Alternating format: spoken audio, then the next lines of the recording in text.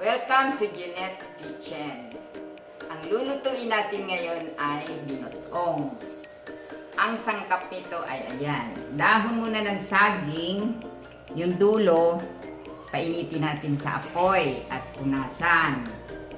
Tapos malagkit, 1 kilo, huhugasan mo rin, tapos lalagyan ng kaunting asin. Tapos kakang gata, pangalawang gata, tsaka straw para pantali. Sisimulan na natin. 1/4 ilalagay natin sa dahon. Tapos gaganipin natin yung dahon.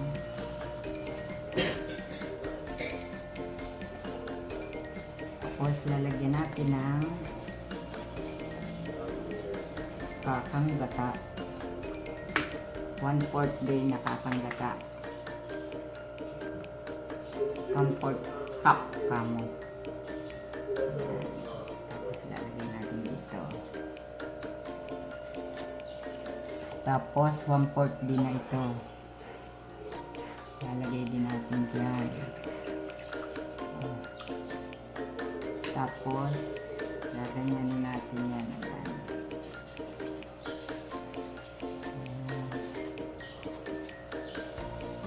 Tapos tatalian natin siya ng straw.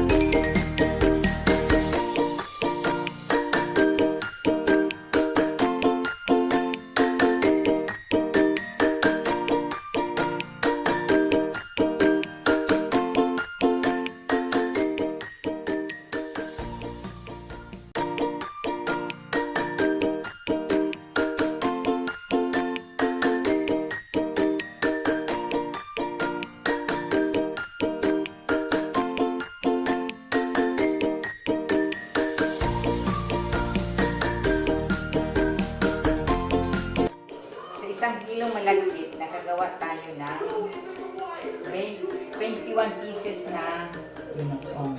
Lalagay na natin sa kaldero. Ayan. Tapos lalagyan natin ng tubig hanggang sa tubig ito.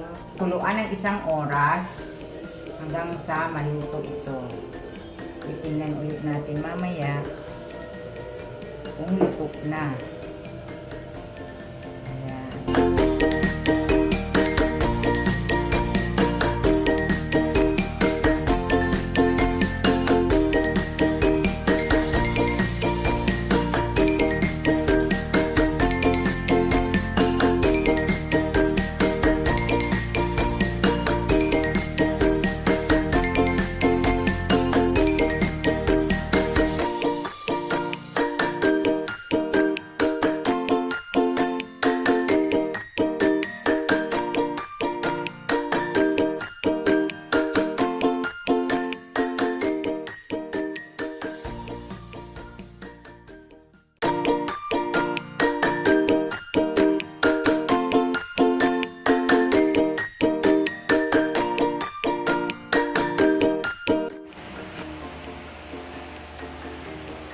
Yummy.